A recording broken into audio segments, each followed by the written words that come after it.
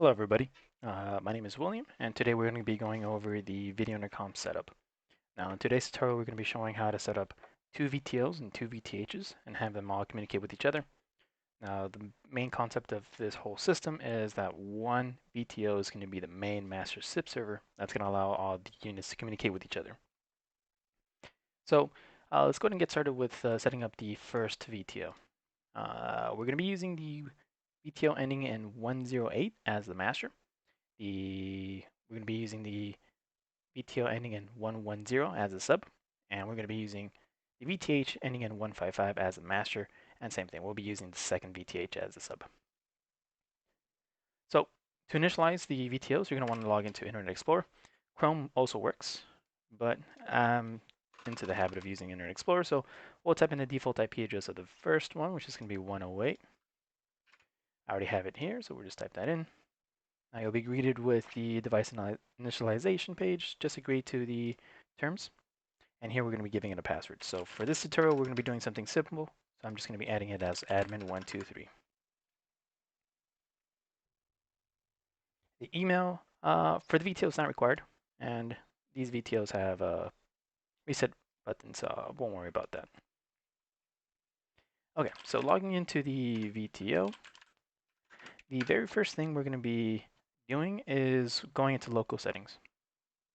We want to make sure group call is enabled, or else it won't communicate with the devices that are within the SIP server. Once that is enabled, we want to go ahead and go to network, assign it the IP addresses that we need so there's no IP conflicts. And the next thing we're going to want to do is go to SIP server. So the SIP server, we're going to want to make sure that it's going to be enabled and it's going to be the SIP server type as VTO because this is going to be the master VTO. And since this is going to be the master VTO, we need to make sure that the IP address is its own IP address. So 192.168.1.108, make sure it matches to the unit. And then port, we're going to leave a default 5060. Password, this password here in the middle, where it shows username 8001, right below that, that's going to be the VTO password. But we can leave defaulted, and it's going to grab the information automatically. SIP domain, we'll leave it VDP. SIP server username and password, this could be whatever you want. Now, this is just going to allow the devices to communicate in a way. So we're going to be using admin. Password, we're going to be using admin123. So same password as the actual unit itself. So to finalize everything, make sure that the enable button is checked and hit save. This started up the SIP server, so we should be good to go there. Now, the other thing we want to do before we proceed as well, just since I like finishing everything on the VTO itself, we want to go into the VTO number management. Now, here we're going to be adding the second VTO. Now, we haven't initialized it yet, but we already know the IP address, and we already know the password we're going to be initializing it with. So we're going to go in here, we're going to hit add. So the number, it's going to be the VTO number. That's going to be changed to 8002, and we'll go through that in a bit. The register password, it's going to be admin123, because that's going to be the password we're going to initialize the second unit. Actually, you know what? For the register password, just leave it defaulted. It's going to make things a lot simpler. That way we don't complicate things. So just leave the register password the way it is. What we're going to do here is IP address. It's going to be 192.168.1.110. Username is going to be admin, and then password of the VTO is going to be admin123. And then we're going to hit save. So that's going to give us the second VTO. That way you talk to each other and everything. Now, normally we would do the same thing for room number for the VTHs, but by default you already have up to 9 different extensions. So 1 master VTH and up to 9. So we don't have to do anything there. We'll leave it defaulted. Okay, now that the master VTA or VTO is initialized, we do want to set up the second VTO, which is going to be our sub. So same thing, we're going to open up a new tab, log into the web interface, so 192.168.1.110. We're going to be greeted with the same information, so we're going to want to give it a password. I'm going to use the exact same password as the master, which is 123, admin123, and then admin123 again. No email. So Log into the web interface. Whoops. Username is going to be admin. Password is going to be admin123.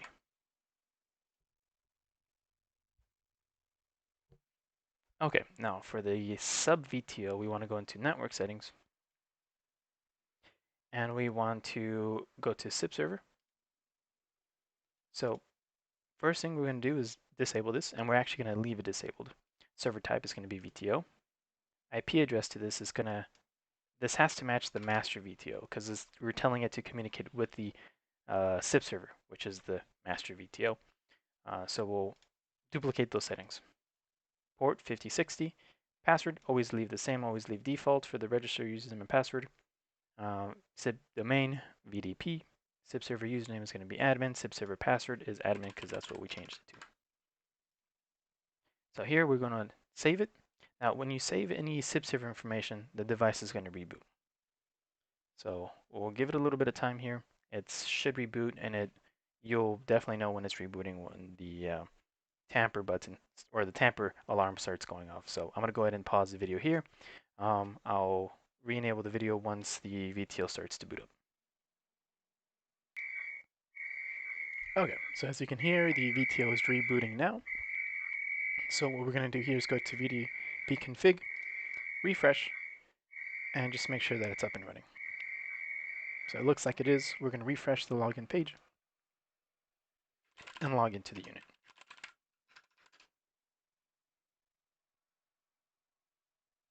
Okay, so now what we want to do is go to local settings.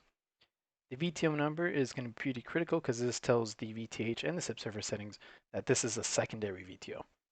If you don't change this, you're going to have a lot of problems in terms of adding the VTO later onto the VTHs. So make sure that is confirmed, and we hit save. Or hit confirm, sorry about that. Okay, so now that we indicated that the VTO number is going to be 8002, that setting should translate over to the SIP server, where it was grayed out earlier, and we should be good to go here on the sub VTO. Okay, so now that we initialized the main VTO and then the sub VTO, now we want to go ahead and start initializing the VTHs. So for this tutorial, we're going to be initializing the 155 as a master. So we'll go ahead and switch over our visuals or the camera over to the VTH. Okay, so this is going to be our master VTH. This is one of our newer models, so it does have the one key config. If you do have an older model, just ignore this page. We already have a video set up for how to set up a one key config. So you can check that video out. So here we initialize the device by giving it a password, and just again to simplify things, we're going to be using 1, 2, 3, 4, 5, 6 for the VTHs. Email is required, so we are going to have to put something in here. Okay. Here it's going to ask you for the one key config. No, we're not doing that in this video. We're going to be doing everything manually. Okay, so this is going to be the master VTH. Now, we want to click and hold the settings for about 5 to 6 seconds until the pop-up comes up. There it is, and we're going to log in with the password that we initialized it with. Once that's set up, you'll log in and you'll go over to SIP server on the left-hand side. And here we'll type in the information from the main VTO. So the IP address or the server IP is going to be the VTO. So 192.168.1.108. Network port is going to be 5060. The register password we leave alone.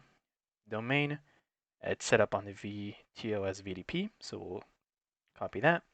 And the password to the SIP server is going to be admin, or the username is going to be admin, and password is going to be admin123.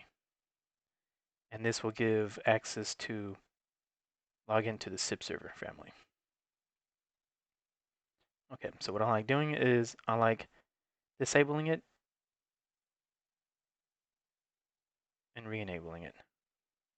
That will confirm the settings for the devices. The next thing I like doing is start to add the VTOs to the VTH. This is going to be the master VTH, so whenever we set up the sub VTH or the extension, it's going to translate all that information over to the extension, and that way we don't have to do anything.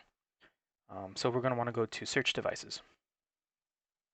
Okay, so it looks like it already has something added already. Unsure why, but we're going to go ahead and delete that. So we'll go ahead and go to delete. And we're going to be adding the main, or the SIP server, as the first one. So we're going to hit add. Now, on the top entry, we can give it a nickname, so we'll call it main VTO. Oops.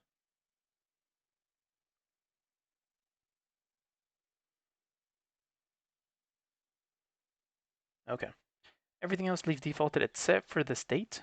We'll switch that to on. IP address, leave that alone, because that's what we searched it. And password's going to be 1, 2, 3, because it's going to be the password of the VTO. And then we hit OK.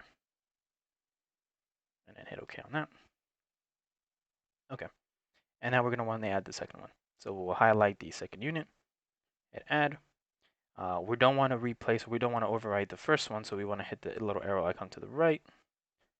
This is going to be the sub VTO, and that's fine. We can leave it. We can leave the name as sub VTO. State, we want to switch that to on. IP address, of course, that's what it's searched for. And then we're going to do admin 123. Set successfully. Perfect. So now what we want to do is go to VTO config and just make sure. Again, this is something I like doing. I just like re-enabling everything just to have that handshake go through. Okay, once that is set up, we are going to want to let's log back into it.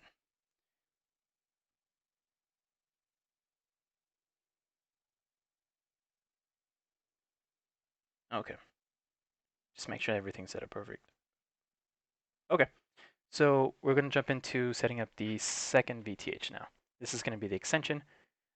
Actually, one thing I did forget to mention is under the VTH settings, we are going to want to set the VTH as 9901 hashtag 0. That's going to indicate that the VTH is going to be the master VTH. So on this unit itself, on the newer models for the VTHs, is already going to have 9901 hashtag 0 as the default room number. But on the older systems, normally you'll have 9901. So just make sure that the hashtag 0 is there for the master. And once we get to the secondary VTH, you're gonna have to manually input that.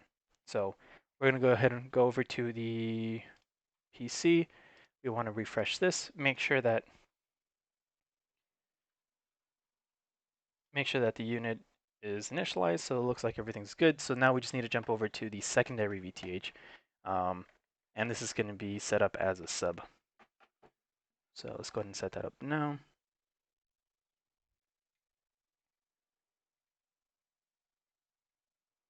Okay.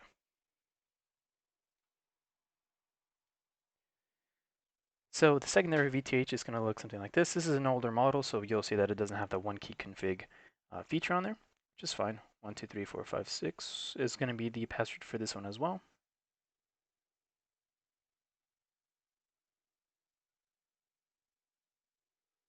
Email is required, so we're going to have to enter something in here. Of course, normally you would definitely want to enter your email in case the password is forgotten. And that way you guys can reset it through your email and not have to RMA the units. So once the secondary VTH is initialized, as you see on the top left-hand corner, it's 9901 by default. So that's the first thing we're going to want to do. We're going to want to change that to 9901 hashtag 1 to indicate that it's the first extension. So we'll go to VTH config to get that changed. We want to make sure that it's set up as an extension. We're going to do hashtag 1. Now it's going to ask you for the master IP. This is the master IP address for the VTH. So don't confuse it with a SIP server. Don't confuse it with a VTO. This is the VTH, the master VTH.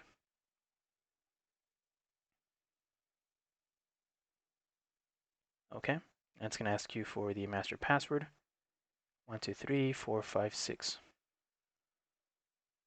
And then we're going to want to hit OK. Okay, so what this does is it reaches out to the master VTH and it starts talking with it. You know, it's going to ask for the information, so SIP server information, here it is. Again, what I like doing is just re-enabling that information. VTO config, it's going to receive the information from the master. So what I like doing is just going in here and hitting OK for everything, for both of them. Once they're both enabled, you can go into monitor and you can double check to see that everything's connected. So there's the master, the main VTO, the sub VTO. Seems like everything's talking with each other. Okay. So the last thing that needs to be done, well, that's usually just the end of the setup. One thing that we are missing though is that the units aren't talking to each other properly. So we're going to go over to the VTO.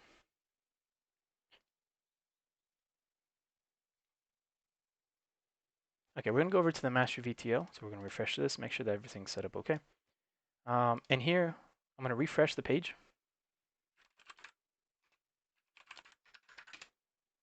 And we're going to see why they're not talking. Okay, so the one way to troubleshoot everything is go to status and see if stuff is, online. If you see nothing here, one good indication is, maybe the settings didn't take effect, so we need to do a reboot. So what I'm going to do is reboot the main VTO, and we'll have everything once it reboots, it should handshake and it should start talking with other units. So I'm going to go ahead and reboot. I won't pause the video here, just so we see the process. And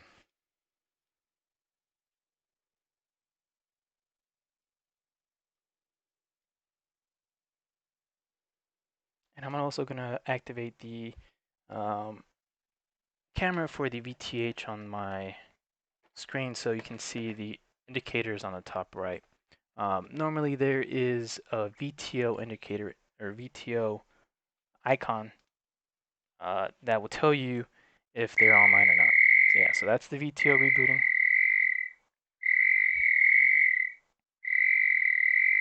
And on the top right, there was a VTO icon that was crossed out. Now you see that it's gone. That reboot is definitely going to help with the handshake. So that's going to be, your main big troubleshoot. Just make sure you reboot the units. Upon reboot, they're going to start doing the handshake, and everything should work fine. We're going to give it about another, 10 seconds for the VTO to completely boot up. We're going to hit that call button, and then we'll see if both the VTHs call. Okay, so that should be enough time. We're going to hit the call buttons for the VTO. Okay, so we're going to have to give it a bit more time. Let's log into the VTO itself. Let's go to network. Let's go to household settings, status, and there we go. We have the devices online, so they're slowly coming up. They're slowly initializing themselves.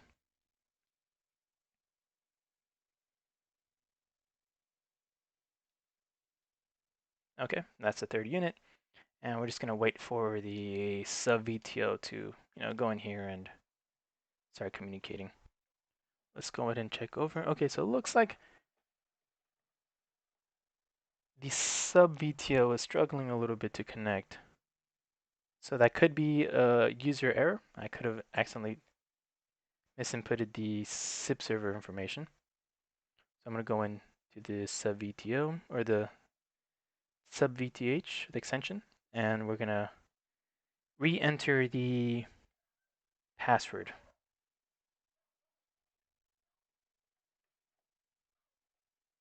Actually, no, that's not it. We're going to disable and we're going to re-enable.